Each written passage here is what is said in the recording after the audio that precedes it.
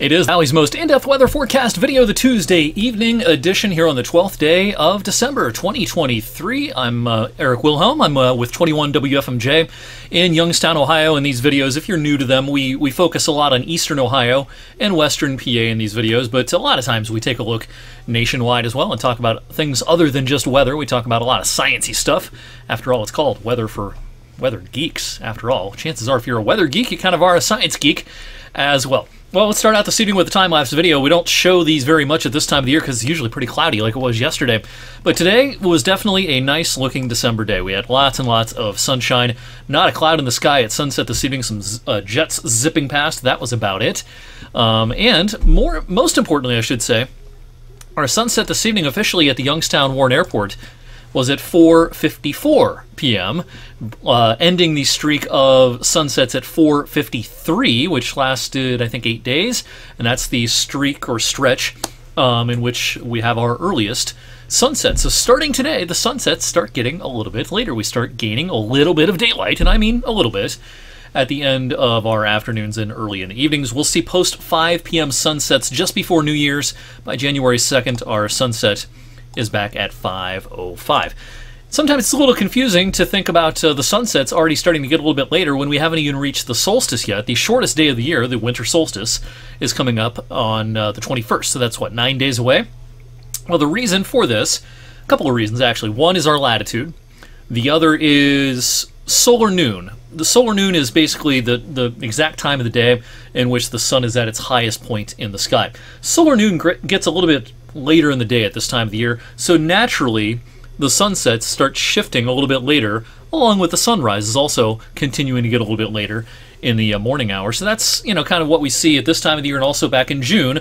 Our latest sunsets in June actually don't occur until almost a week after the summer solstice. It's at the very end of June that we have our latest sunsets of the year. It's kind of the same thing. If we lived a little bit closer to the equator, it would be a little bit of a different story. We're about 40 degrees latitude north in the Youngstown area.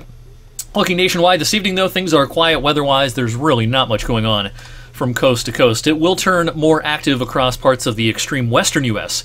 over the next several days, but yeah, of course, not really around here until perhaps late in the weekend. In the meantime, tomorrow night, I touched on this last evening, but in case you missed it, we've got a meteor shower tomorrow night. It's the best one of the year. It's always the best meteor shower of the year. It's too bad it doesn't fall in the summertime. It falls during December. It usually means you need to really bundle up to check this out. But conditions will be very favorable this time around for the Geminid meteor shower, peaking tomorrow night. Might see a few up there tonight, but tomorrow night's the true peak. Between 11 p.m. and 4 a.m., that's kind of that rough time in which you have the best chance of seeing the most meteors. The rate, it's going to depend on where exactly you are and how long you've been standing there watching. You want to allow your eyes time to adjust. Don't look down at your phone a lot. That's going to mess up your letting your eyes adjust, period. And if you're in a really dark spot, away from any artificial lights, away from the city lights, you might see one or more a minute, maybe even a couple a minute, leading to an overall rate of somewhere between, say, 20 and 60 an hour on average. But in the darkest spots, you might get lucky and see 70 or 80 per hour. Either way, it should be a pretty good show tomorrow night if you want to, bundle up and check this out. Tomorrow night, you don't have to look in any particular spot in the sky. You'll see meteors. They are not, it's not one of those things where you have to look to the south or to the east or anything like that. In the meantime, as we go to our Wednesday, expecting a cooler day in the wake of a cold front that rolled through with little fanfare this evening. Tomorrow will be a cooler day, but it will also be a bright and sunny afternoon. Should be another picture-perfect sunset for Wednesday evening. Again, the clear sky tomorrow night, good for meteor viewing. High pressure doesn't move much through the end of the week. What a couple of days we have coming up Thursday and Friday. I mean, Friday will be even better than today. Just as sunny as today and probably about 5 degrees warmer than it was today, Friday afternoon. Again, rare stuff for this time of the year in this part of the country. Now, what we have introduced in our forecast is a small chance of rain now at the end of the weekend and early next week. You'll notice one model in particular here, the red line, that's the GFS model. It does have an idea of a southern stream area of low pressure coming close enough to us to bring us a chance for some showers towards the end of the weekend and early next week. But there's a lot of uncertainty with this idea. What we're going to do real quickly this evening before we leave you is do a real simple model comparison here. Over here is the European. This is the GFS over here.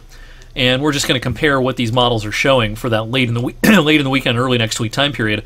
we'll stop the clock here midday, early afternoon on Sunday. Now, taken literally, the European has kind of a northern stream feature that cruises through. Not this thing down here, but a little northern stream feature that comes through, and taken literally means, you know, some showers might be around Sunday, especially midday and afternoon. The GFS doesn't have much of that northern stream feature. It's a little more concentrated on this low pressure near the Georgia-Florida line. As we go through time, though, Sunday night into Monday, here's the two models. The GFS farther west with the precip shield because the low is here over just east of Atlanta, whereas the Euro is still kind of offshore with low pressure, so most of the precip hugs the East Coast. And therefore, the European also allows a cold front to make a few more, or more in the way of inroads, I should say, by Sunday night and Monday, leading to a colder day Monday. Maybe some snowflakes could be around on Monday with some northwest flow off the Great Lakes, if the European has the right idea. GFS really has no such idea about a cold front and the potential for snow showers by Monday because the East Coast system is far enough west to kind of poo-poo that idea that something has the chance to come through here. It kind of blocks it. So taken literally, European would say a blustery day Monday, some snow showers around. The GFS keeps the rain mostly east by Monday, but also does not bring any sort of cold front in here, with any moisture at least, during the day Monday. So bottom line, we've introduced a small chance of rain in our Sunday and Monday forecast, maybe a few snowflakes in that Monday forecast as well, but we have our work cut out for us a little bit on the salient details. Don't think it'll be a big ticket item either way. We're still not expecting anything in terms of accumulating snow anytime real soon, and once we lose that system, however it impacts us Sunday, Monday, temperatures will be off to the races once again next week. Another stretch of mild weather looks to settle in middle of next week and probably taking us right up through Christmas and maybe right through the holiday season. We'll talk more about late December and January tomorrow evening on Weather for Weather Geeks. Thanks for watching on this Tuesday evening. Have a great rest of your night.